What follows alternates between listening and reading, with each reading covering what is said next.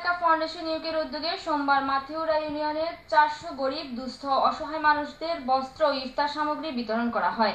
বিশিষ্ট সাংবাদিক খালেদ জাফরের পরিচালনায় এবং ফাউন্ডেশনের চেয়ারম্যান ডক্টর সিরাজউদ্দিন খানের সভাপতিত্বে অনুষ্ঠিত অনুষ্ঠানে প্রধান অতিথি ছিলেন বিয়ানীবাজার উপজেলা চেয়ারম্যান আতাউর রহমান খান।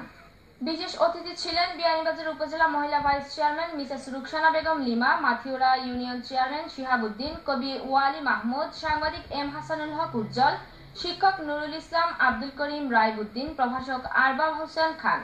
বক্তব্য রাখেন ফাউন্ডেশনের অন্যতম প্রতিষ্ঠাতা জাকির খান এবং দোয়া পরিচালনা করেন মৌলানা এনামউদ্দিন। অনুষ্ঠানে ফাউন্ডেশনের চেয়ারম্যান ডক্টর সিরাজউদ্দিন খান বলেন, তার এই প্রচেষ্টা অব্যাহত থাকবে। পাশাপাশি এলাকার বিত্তবানদের এরকম উদ্যোগ গ্রহণের আহ্বান জানান তিনি। সিরাজ মালেকা ফাউন্ডেশন ইউকে এর মতো আমাদের সমাজের বিত্তবানদের দুস্থ মানুষদের সহায়তায় এগিয়ে আসা উচিত বললেন উপজেলা পরিষদের চেয়ারম্যান। যারা প্রবাসী অর্থশালী বিত্তশালী আছে তারাও যদি ঠিক এই অনুকরণ করে, সিরাজ মালেকা ফাউন্ডেশনের অনুকরণে এগিয়ে আসে, তাহলে অবশ্যই আমাদের এই সমাজে আরো অসহায় গরিব দুঃখী মানুষ, আরো বিত্তশালী যারা আছে তারাও যেভাবে গরিব দুঃখী মানুষের পাশে দাঁড়ায়, তাহলে আমিও উপকৃত হইব, এলাকার গরিব দুঃখী মানুষটাও উপকৃত হইব। প্রবাসী অধ্যুষিত বিশ্ব